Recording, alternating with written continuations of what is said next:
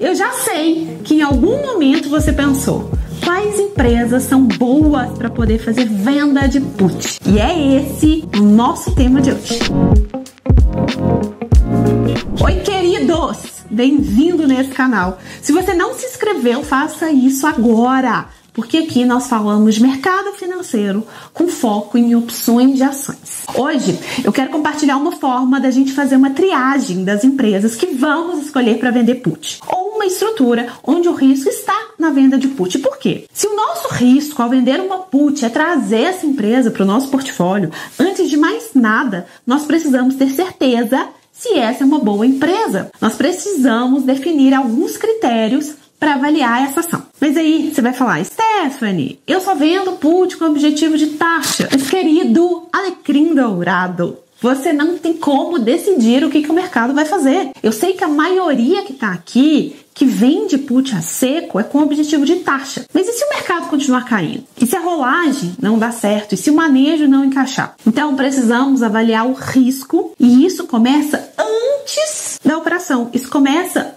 na escolha da ação que nós vamos usar. Só que olha só, o objetivo desse vídeo é para falar de outras análises fora o gráfico. Eu sei que a grande parte aqui usa análise gráfica para se guiar, para procurar ali um início de uma tendência de alta. Só que lá dentro do OPA, meu treinamento em opções, nós usamos uma metodologia diferente que parte de 4 dimensões. Macroeconomia, que aponta a direção do mercado, ou seja, em outras palavras, não adianta tudo estar uma meleca e você esperando uma super alta. O fundamento, que me responde o real motivo por estar negociando a determinada empresa, Por que essa e não outra? O gráfico, que me dá o time de entrada quando iniciar essa negociação, e a volatilidade, que é o real preço das opções. De todas essas dimensões, a análise fundamentalista é, para mim, a mais desafiadora. E isso porque, além de toda a preparação necessária para algum analista avaliar a empresa e seus dados, ele precisa ser um analista no setor. Nas grandes casas de análise, os profissionais são especializados em setores específicos.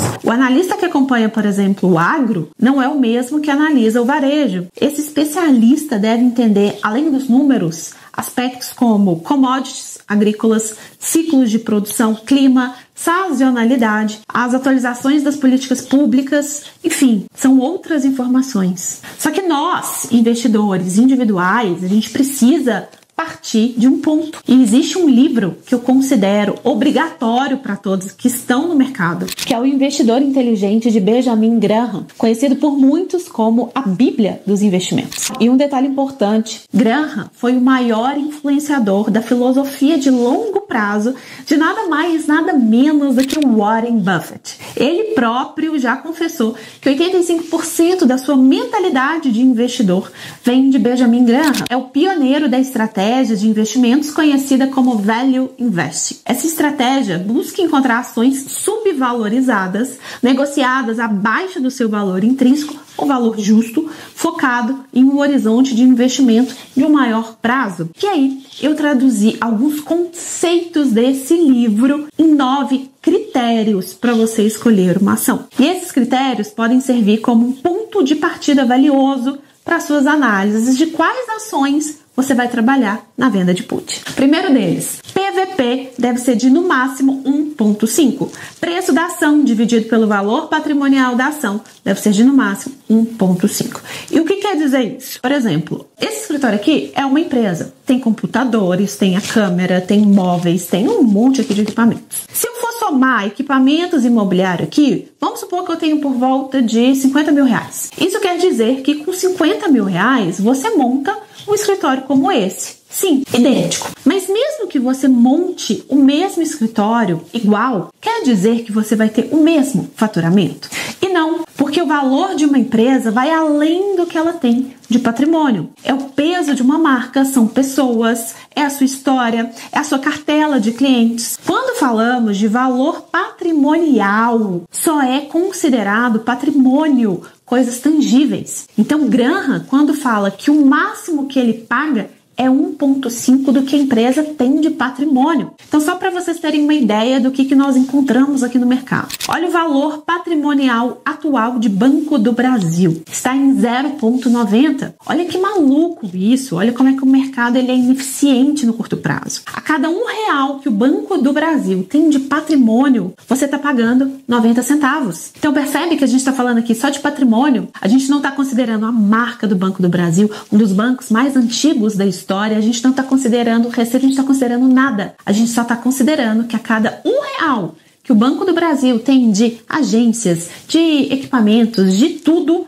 você está pagando agora 90 centavos. Mas essa não é a única regra. Ainda tem uma lista grande aqui. A segunda regra, PL abaixo de 15. Preço da ação dividido pelo lucro deve ser abaixo de 15. Outra forma de analisar esse indicador é que se a empresa conseguir manter esse lucro, você recuperaria esse valor investido em 15 anos. Ainda, usando o Banco do Brasil como exemplo, o PL hoje de Banco do Brasil está em 4,83. Ou seja, em menos de 5 anos, você tem o valor investido de volta e depois é só o lucro. Só uma coisa, empresas com PLs negativos quer dizer que estão no prejuízo. Terceiro critério, perenidade. Empresa deve ter mais de 30 anos de mercado. E isso, pessoal, é bem bacana. Nassim Taleb explica muito bem isso no livro dele. É o efeito Lindt, né? Na verdade, conceitos matemáticos atrás do efeito Lindt. A ideia é que quanto mais tempo algo resistiu, mais tempo é provável que ele resista no futuro. Em outras palavras, quanto mais tempo uma empresa tem de existência,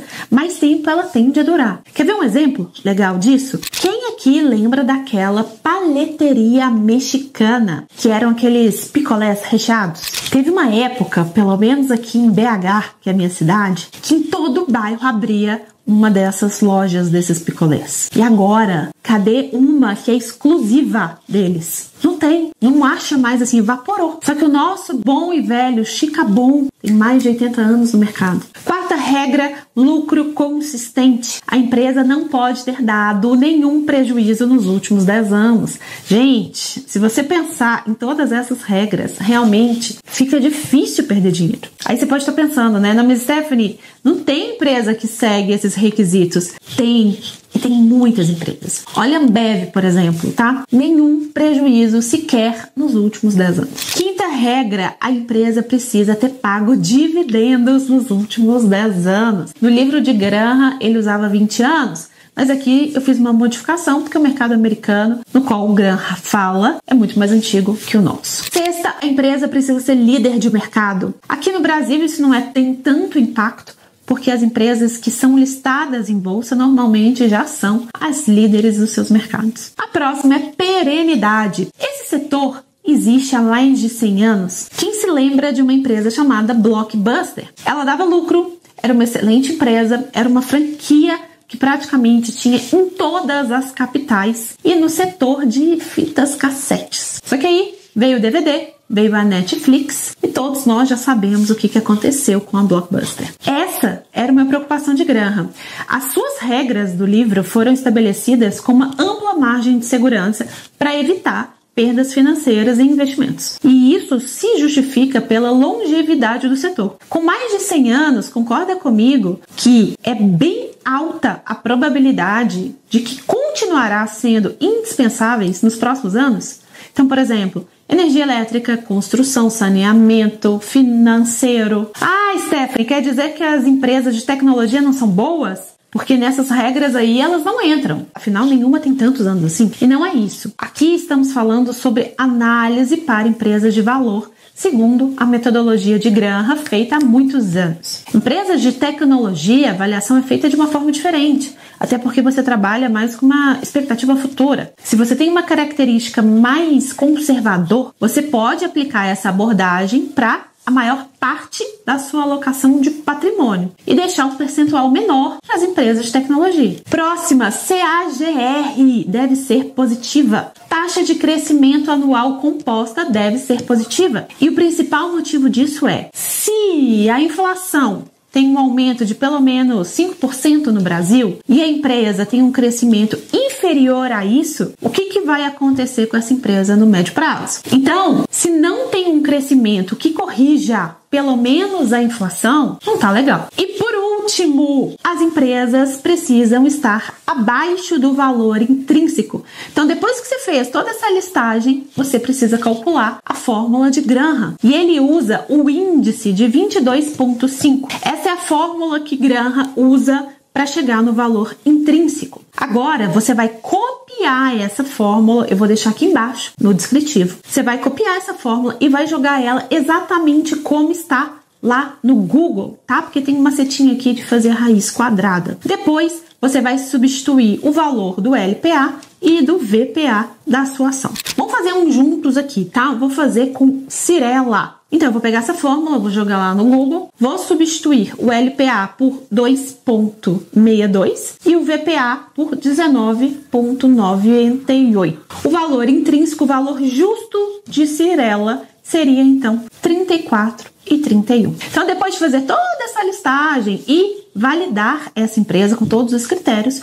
por último, você confirma se essa ação está abaixo do valor intrínseco. Então, depois de você fazer todo esse passo a passo, encontrar essas ações, quer dizer que você já vai começar a fazer venda de put desse ativo? Não. Isso quer dizer que se o risco da sua negociação é trazer ação para sua carteira, você vai querer trazer boas ações. Mas não quer dizer que é para você já sair abrindo uma negociação com opções. Lembra das outras dimensões que eu falei no início do vídeo? Então, se você já separou as ações que você vai vender put, agora você vai olhar para o macro, você vai olhar para o gráfico, vai ver também como é que está a vol, e aí sim começar a negociar as opções no melhor momento. Para fechar com chave de ouro, vamos fazer uma brincadeira aqui no canal? Você vai deixar um comentário aqui embaixo e o comentário com mais curtidas até o dia 10 de julho vai ganhar esse livro de presente. Então, no dia 10 de julho, eu vou anunciar o vencedor lá no meu Instagram, então já aproveita e segue lá também. E aí, é só o ganhador me enviar o endereço para eu mandar para sua casa. Muito obrigada por ficar aqui comigo e até o próximo vídeo.